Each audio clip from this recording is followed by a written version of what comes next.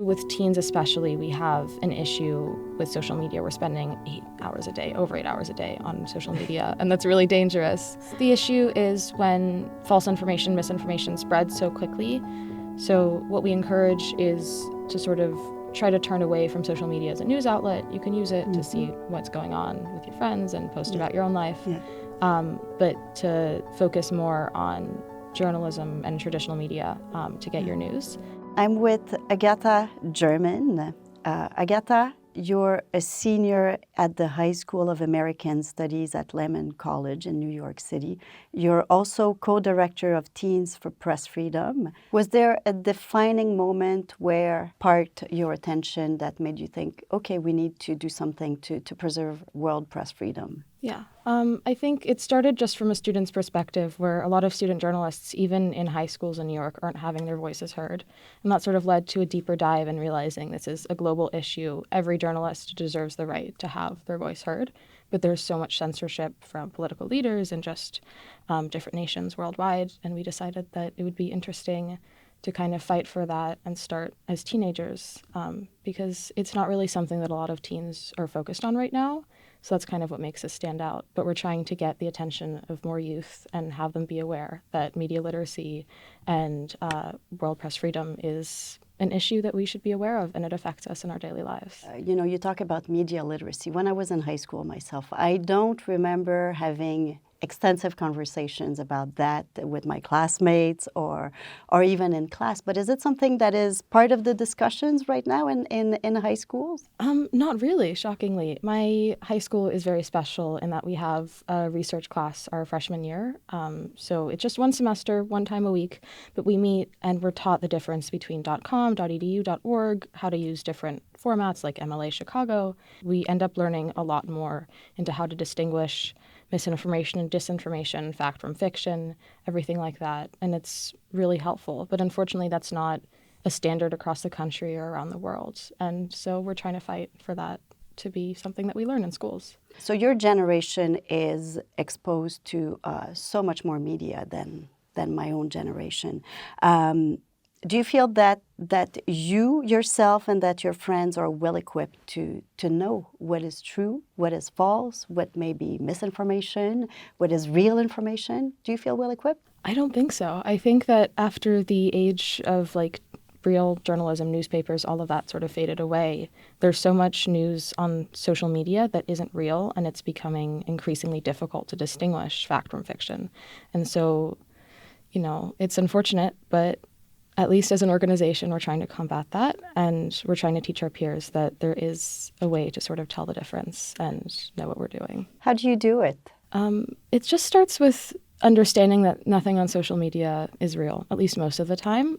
So kind of telling my friends, hey, if you're getting news from social media, maybe also try to look at more credible sources, actual newspapers, news websites, news organizations, even just your local newspaper in your community.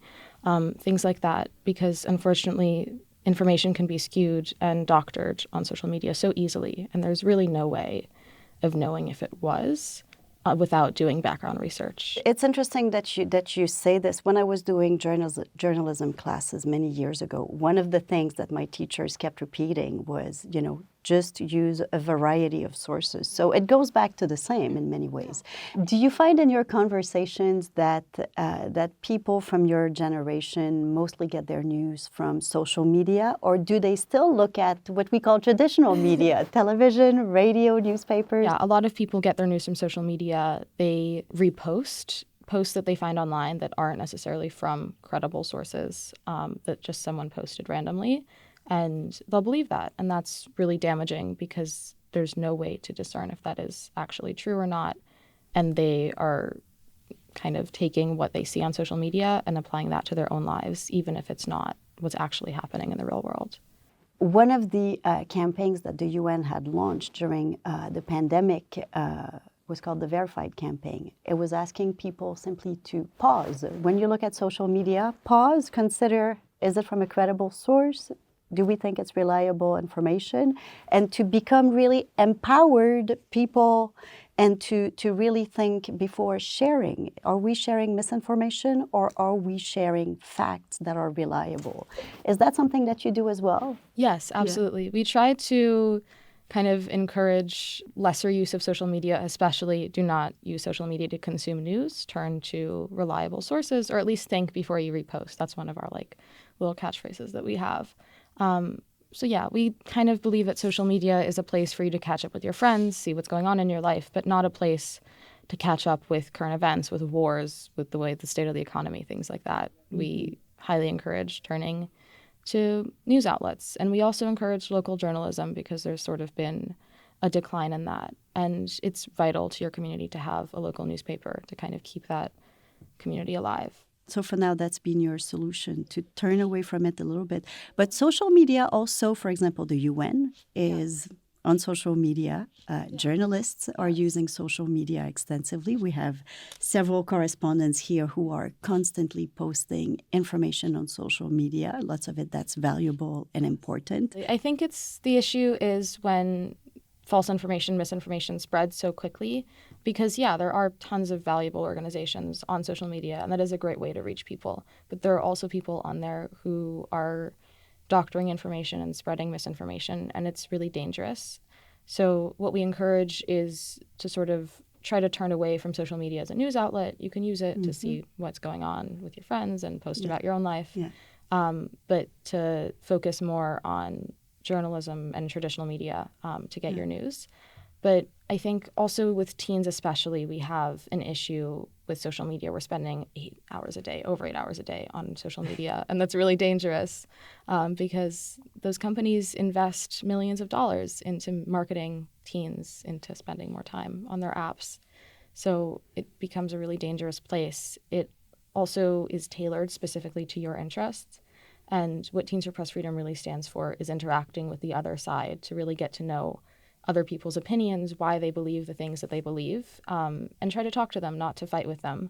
So social media does the opposite, where everything that's from the other side is like an offensive comment. It's not just a conversation. It creates echo chambers of information that it's just not a great place to be when you're so young and you're still trying to get to your place in the world. Artificial intelligence and, some tools that have been developed recently have been in the news. They've been at the center of discussions. They have been tried by many people. What is your take on this? I mean, artificial intelligence at first seemed great. It's like, oh my God, I can get my homework done in 5 minutes. I don't have to sit down and do it.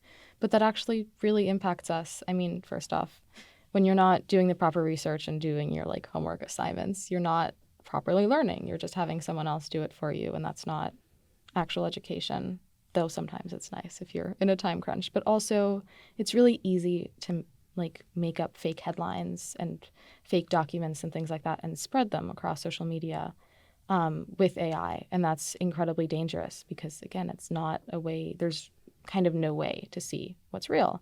I mean, there are flags on social media that'll say, oh, this is information about COVID-19, read more about it here, or maybe this is false. But those apps and those companies don't have a way to scan through every single post and see what's real and what's not. So AI is kind of contributing to this echo chamber and this bubble of disinformation. Yeah, so it's adding another layer of complexity. Yeah, it's kind of worsening the problem. Yeah. Have you seen a change in your classroom when you discuss topics that sometimes you find that some of your classmates have been heavily influenced maybe by things they've seen in social media that may not actually be true? Do you see examples of that? Yes, absolutely. I mean, it leads to arguments and kind of really heated discussions just because they haven't really been exposed to anything else. And we try to keep calm with them, but sometimes, it does turn into a heated debate. But at the end, you walk away feeling like, okay, I did change someone's opinion, or maybe I didn't, but at least I know that I said what I needed to say, that that's been heard and accepted, and it's a kind of nice feeling to know that somebody else has been exposed to other information as well. What can social media companies do to help people your age, but actually everyone, Yeah. better differentiate between what is true and what is not. Yeah. I mean, having stricter guidelines on what information can be posted and flagging posts that have false information is definitely a big step. I think also promoting more credible companies like the UN and different journalism sources more heavily, putting them into our feeds to kind of see what's been going on. And trying to break those echo chambers, not tailoring the feed specifically for what one person is interested in, but rather diversifying it and giving them more things to learn about. Is Teens for Press Freedom engaging with social media companies to try to get these changes to be enacted? Yes, we're trying right now. We're also taking a focus on student journalism, but we're definitely also trying to reach out to social media companies, trying to have our voices heard and trying to tell them that they need to make a change. What do you hear from them? Not much so far because we're fairly small, but I think it's nice to know that we're still so young and that we're going to continue doing this work and, you know, we'll only get bigger. There's power numbers. So hopefully one day they will hear us and they will make those changes. What is the United Nations doing to help fight misinformation and disinformation?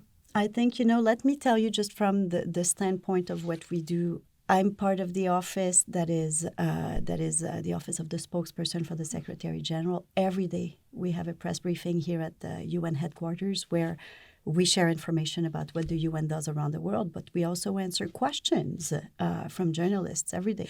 And we also work with our colleagues who are based in countries essentially around the world who tell us about what they do. We engage with media. There's us in New York, but we have colleagues everywhere in countries where the UN is working that are engaging on a daily basis with media to talk about our work. We also have, of course, the UN News Center. We produce a lot of material. Yeah. So we try, I think, you know, being proactive, being transparent, talking about what you do is one pretty effective way to fight misinformation. And of course, you know, when we see misinformation, we try to correct it. So we have teams who are monitoring. We have, there's a lot going on. That's great. Yeah, it's great to know that to try to make sure that, you know, that in the first place, the right information is coming out and is being broadcast, is being published. I think with social media, we're all producing content. Everybody can produce content now. This didn't used to be the case. In the past, if you wanted to produce content and share your content around the world, you had to have a special platform. You had to be a journalist. You had to be a politician. You had to be someone who had access to the platform. Now, everybody does. So that's a huge, huge difference. But we're also empowered to choose what we share, to choose what we publish, to choose what we say. And I think that's something that can be very positive as well.